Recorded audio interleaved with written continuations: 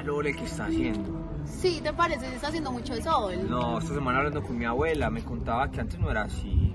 No, No, nada, vos sabes por qué se da ese fenómeno, vos qué has es lo que está escuchado, sucediendo. pero vos has escuchado, Alberto, sobre el cambio climático y el calentamiento global. Sí, claro. ¿Y qué es? Pues no sé, nos enseñaban como que se alteraba la temperatura en sí de la Tierra. Otro de los procesos que ha acelerado bastante todo el tema del cambio climático y el calentamiento global es la sobreexplotación de recursos y también la contaminación. Sobreexplotación de recursos como que, digamos que la parte agrícola, los monocultivos, también la sobreexplotación de los recursos del agua. Ya con el tema de la contaminación vamos a hablar de una de las formas de contaminantes que no observamos, sin embargo sentimos y que va a producir uno de los gases más fuertes, ya que estos tienen un promedio de vida mucho más largos de hasta 13.000 años en la atmósfera. Estos son los gases fluorados, los cuales vamos a encontrar incluso en inhaladores para personas que sufren de asma o utilizan tanques de oxígeno. También vamos a encontrar en sitios que utilicen aires acondicionados y también como refrigerantes o extintores. Entonces, vamos a explicar qué son los gases fluorados. Bueno, continuando con el cambio climático, vamos a hablar sobre el impacto de los gases fluorados. ¿Qué son los hidrofluorocarbonos? Los hidrofluorocarbonos, o los clorofluorocarbonados, son gases sintéticos de origen únicamente industrial, ya que la naturaleza no los produce. Se utilizan principalmente para enfriar y refrigerar.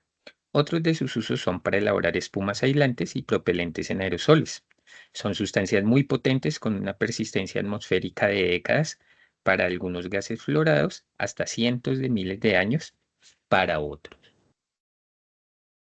¿Cuál es su origen? Los clorofluorocarbonos se sintetizaron por primera vez en Bélgica en 1892. En 1928, los químicos de General Motors descubrieron las excelentes propiedades como refrigerantes del trifluorometano. El uso de los clorofluorocarbonados se extendió hasta los años de 1970 por el daño que causaban a la capa de ozono y se empezó a utilizar como sustituto los hidroclorofluorocarbonos, con una consecuencia de su impacto en el efecto invernadero. La síntesis de clorofluorocarbonados se realiza generalmente mediante la fluoración de compuestos organoclorados, obtenidos por cloración del hidrocarburo correspondiente, según las siguientes reacciones. La reacción de síntesis de haluros puede realizarse también a partir de los correspondientes alcoholes, siendo este un proceso térmico o fotoquímico. Clases de hidrofluorocarbonados. Como refrigerantes, se utiliza, por ejemplo, el diclorodifluorometano. Como agentes espumantes, se puede utilizar el triclorofluorometano. Como agentes de limpieza, se puede utilizar el triclorodifluoroetano. Como inhaladores, el diclorodifluorometano. Como aerosoles, se puede utilizar el diclorofluoruro metano. Como aerosoles, el diclorofluorometano, y como agentes de extinción, el, el trifluoruro bromometano. Siguiente, usos. Dentro de los principales usos que encontramos para los gases fluorados, podemos ver que en su gran mayoría se utilizan como refrigerantes de diferentes usos: comercial, doméstico, de transporte industrial y equipos de aire acondicionado. También como espumas, un 25% de ellos se puede utilizar como subproducto y apenas un 1% son de uso médico. Calentamiento global.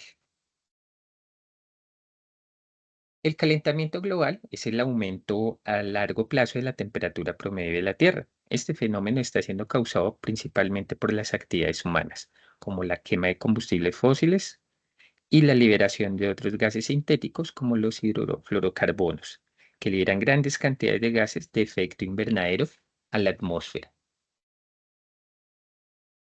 El efecto invernadero es un fenómeno natural que permite a nuestro planeta mantener la temperatura adecuada y necesaria para la existencia y desarrollo de los seres vivos. Esto solo es posible cuando la atmósfera, gracias a la presencia de algunos gases, logra capturar y retener el calor proveniente de algunos de los rayos solares que llegan a la corteza terrestre, lo que genera un aumento constante de la temperatura promedio, provocando un efecto similar a un invernadero de plantas, en el que se cubren los cultivos con plástico o cristal para evitar que la radiación solar rebote, se escape y se concentre el calor, y así permitir el crecimiento de plantas que en otras condiciones climáticas no podrían hacerlo de forma natural. Bueno, como ya lo estaba mencionando el compañero John, el efecto invernadero tiene diferentes, digamos, causas como tal. A partir de los clorofluorocarbonos tenemos el Global Warming Potential, que hace referencia a la capacidad que tiene un gas de efecto invernadero para retener calor en la atmósfera. ¿Cómo? Ya que este no va a reflejar como tal la radiación infrarroja y tiene un amplio espectro de absorción, y la vida útil de este tipo de gases de efecto invernadero, los fluorados, es bastante prolongada. En la siguiente tabla observamos cómo aquí está la fórmula química y más o menos aproximadamente cuántos años puede vivir en la atmósfera. El dióxido de carbono puede vivir aproximadamente de 1 a 100 años, mientras que los compuestos clorofluorocarbonados o hidrofluorocarbonados pueden vivir hasta 13.900 años en la atmósfera. ¿Sí? Bueno, y también ese efecto invernadero y estos gases fluorados, ¿cómo influyen en la capa de ozono? Debido a las reacciones químicas que nuestro compañero ya nos explicó anteriormente, vemos que van a empezar a debilitar a su vez la capa de ozono, y se empiezan a abrir unos pequeños huecos como el que hay en la Antártida y también en Groenlandia, y ya sabemos muy bien que una de las importancias que tiene la capa de ozono es precisamente la de que no permita que los rayos solares, la radiación solar, provoque varios efectos en nosotros como un cáncer de piel, por ejemplo. A partir de las consecuencias de estos gases fluorados, vamos a tener que a nivel ambiental, los gases fluorados aportan bastante al cambio climático, como vimos anteriormente. Son gases que van a perdurar demasiado en la atmósfera y a su vez su índice pues como de absorción de del calor y de retención es bastante alto. Entonces va a elevar bastante la temperatura en el planeta. También a nivel ambiental puede ayudar a provocar la erosión de los suelos. Esto también provoca pérdida de la biodiversidad, acelera los procesos de extinción y alteración en los ciclos biogeoquímicos, ya que también estos compuestos fluorados, por la presencia del cloro y de carbono y quizás también de algunos otros metales pesados, se pueden fijar al suelo y continuar todo un ciclo de contaminación. Estos gases, por su alta capacidad de retener y absorber calor, también van a agotar la capa de ozono, la cual es una capa protectora contra la radiación solar. Listo. A nivel de salud, tenemos que los gases fluorados, como lo explicó el compañero, también se van a utilizar en algunos implementos que vamos a tener en casa, como los aires acondicionados, también en escuelas u otros sitios que tenemos extintores como tal que van a tener este tipo de gases. También los inhaladores que utilizamos para personas que son asmáticas van a tener como un presurizador compuestos fluorados. Entonces, mediante la inhalación, ingesta u otro tipo de contacto físico con estos gases, vamos a tener afectaciones al sistema nervioso central. También puede provocar una dificultad respiratoria, incluso asfixia cuando hay una exposición muy prolongada. Vamos a tener algunas afecciones a los riñones, hígado, incluso puede provocar dolores de cabeza, temblores y convulsiones. Puede también provocar alteraciones del ritmo cardíaco. El contacto de este tipo de gases con la piel puede provocar irritación epitelial, dermatitis o congelación por su efecto refrigerante. La ingesta de estos puede provocar náuseas, vómitos, diarrea y otras alteraciones digestivas. Pero, ¿qué podemos hacer nosotros para mitigar un poco el efecto de este tipo de gases?